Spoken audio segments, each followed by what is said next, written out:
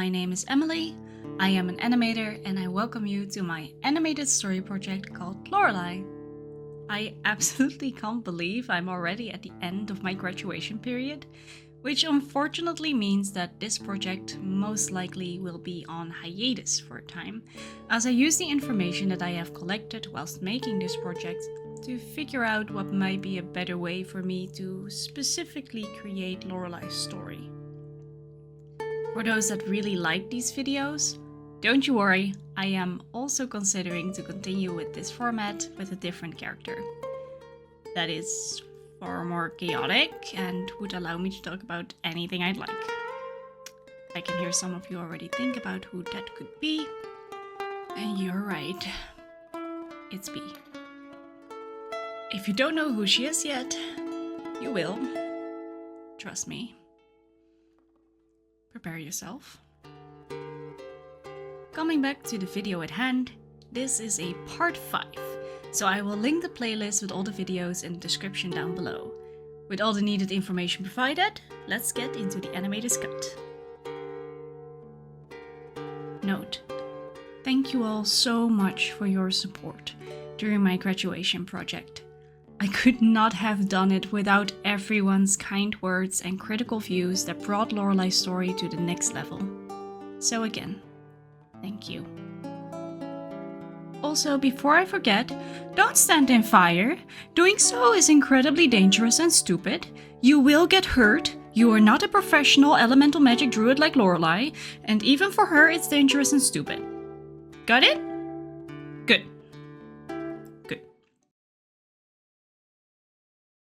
Animator's process. The end of an era. As promised in the last video, I will return to Lorelei specifically today and talk about what we have seen in her story so far and what might come next. Let's go video by video. Video 1. Lore and Speed Paint.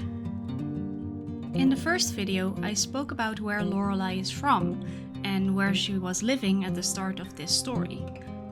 But I didn't mention the reason on why she even left her hometown.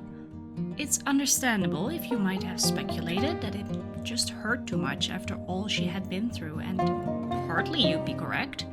However, the true reason is that she is a vampire, and people through the ages feared vampires. So she would be hunted if anyone would ever find out. The fact that she has been alive for 730 years shows her skill in navigating the world in her undead form, probably staying in a single place for no longer than a few years, telling people around her that she is a widow and on her way back home. Of course, none of that is true, but it helped with her disguise. On her journey, she'd meet other vampires and would remain in good contact with some of them, a hint to where the rest of the story might take her. Video 2. Programs and Apps. In the second video, we jumped right into Lorelei's story in 1903, as she was living in her home on the British Isles. More reason as to why specifically she chose to live there will be revealed later, when I put all the animated works together and add an introduction to help with context. In this video, you can see she received another envelope, much like the ones hinted at in the first video. This is in fact a threat letter from the lord of the region she's living in, the one we meet in video 4. You can even see their residence in the opening shot of video 2's animated part. Video 3. What do you create and why? In this video, you are pushed right into the drama. Clearly, Lorelei does not like the young lord, and yes, they are very aware of each other's undeadness. Much like us humans, vampires have their own unique signs that can give them away. The way they act, smell, write, talk, you name it. It could be different and unique to them. Perhaps it's also important to talk about them standing in the morning sun. In my story, vampires can be out in the sun, just not for long periods at a time, and it's only bearable in the early morning or the evening, when the sun is not as warm and annoying. I would know. allergic to the damn thing. Furthermore, I'd say the video speaks for itself. More threats and such. Lorelei has no choice but to go to their residence for dinner. Yeah. Video 4. How I work. Did you expect an actual dinner? I did. Didn't happen though. It became more of an interrogation at best, and yes, Lorelei's home was already being burned as this video began. But let's talk about the elephant in the room, shall we? Who in the world is Lorraine? Well, Lorraine, or Lorraine, depending on where you're from, is Lorelei.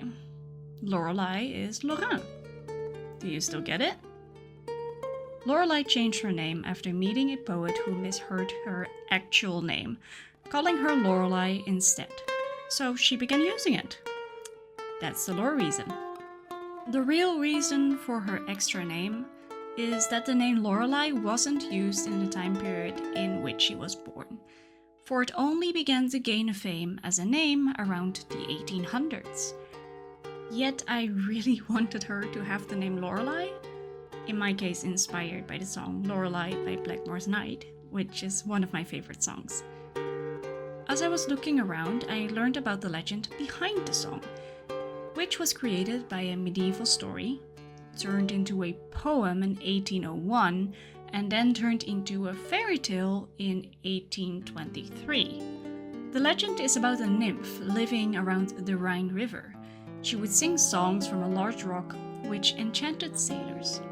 Because of her song, they no longer focused on the ship, and so the Rhine River with its current pushed them to the rocks, drowning them. Though the legend itself didn't really inspire my story, the song did, specifically the text. And the winds would cry, and many men would die, and all the waves would bow down to the Lorelei. When I upload all the animated parts together and add an intro for extra context, you will understand how much this particular part of the song inspired her story. Before I reveal too much, let's move on to the last video. Video 5, The End of an Era. I mostly named the video as such, for I hopefully will be graduating, which means an end of an era for me, as I genuinely just want to work now. It also reflects on Lorelei as a character. She herself is at the end of an era.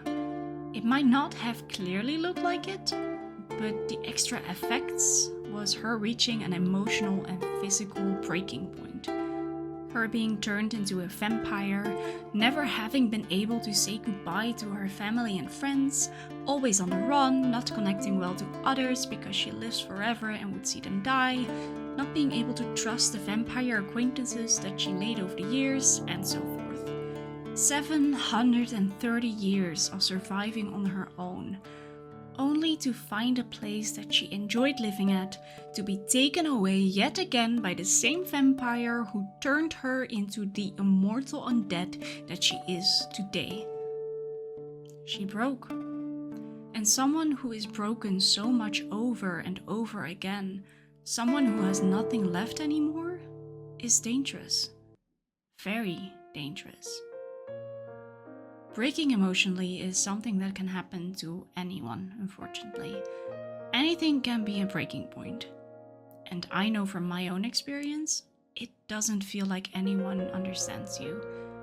But you have to believe me when I say that many do. You are not alone. You are beautiful and strong. Never forget that. What is next for Lorelei? As mentioned earlier in the video, I will be putting this project on a hiatus for a while, and probably change the characters and the story. As in my opinion, the way I approached this project does not fully work with a story such as Lorelei's. So I am considering turning her story into a comic or a written work, for that allows me to be far more detailed and work out her story better. Animation is a most wonderful tool to tell stories, and even though similar to Lorelei's. I'd say a good team and a set story would help greatly to bring her journey to any screen properly. However, I'm working alone, and her story is far from finished. So right now, it is most important to me to get the base of her story on the right track, before even thinking about animating her journey again. I'll keep you all posted on any new direction that I might go with this story. For now, thank you for watching and have a lovely day.